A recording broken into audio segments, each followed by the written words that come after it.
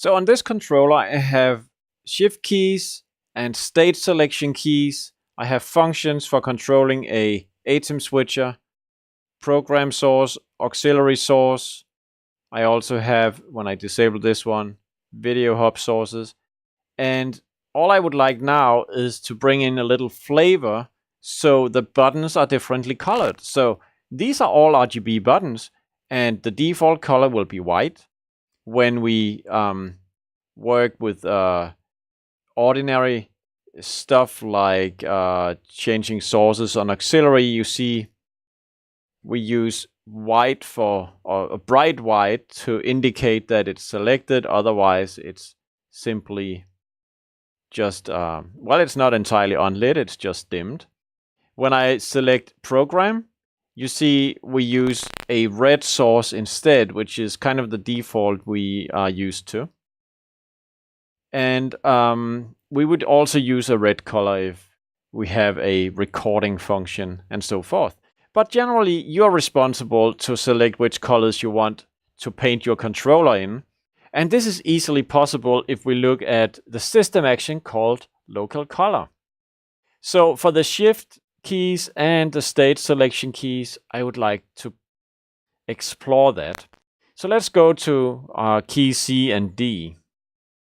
We could also just label them here, aux state and PTM state, like that.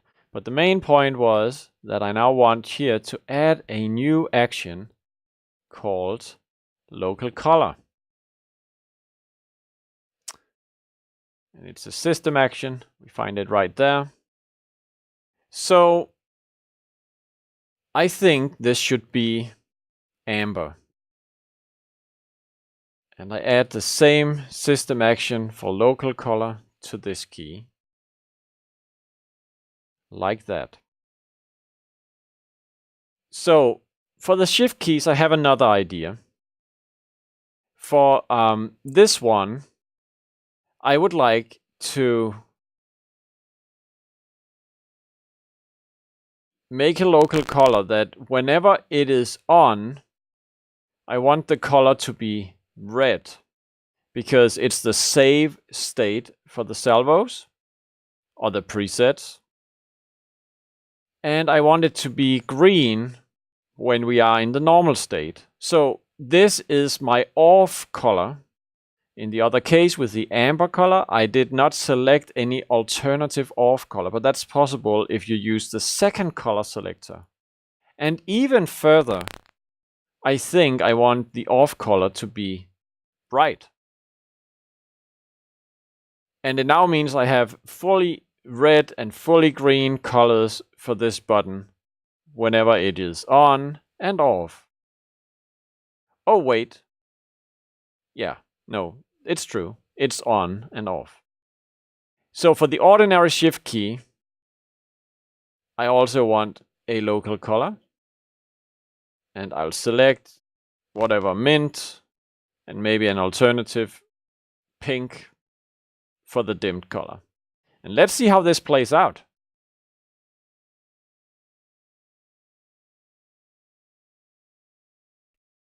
So now the controller reboots. And we see at least this button now has a green color. It's fully lit whenever it's off.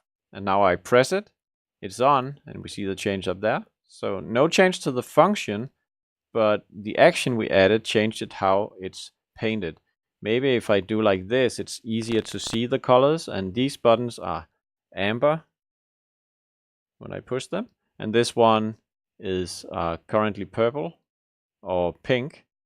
And as I press and hold, it will be colored in a mint color as I just set it up with the local color function.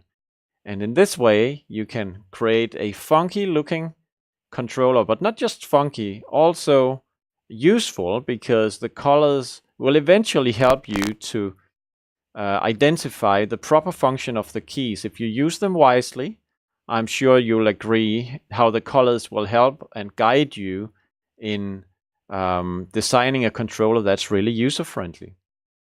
And of course, setting local colors are also controlled by the shift levels and the states which applies on this controller. So you could, for instance, paint the keys here differently if they operate the video hub than they would look if they operate the aux bus or the program bus. This is all possible using the default color option.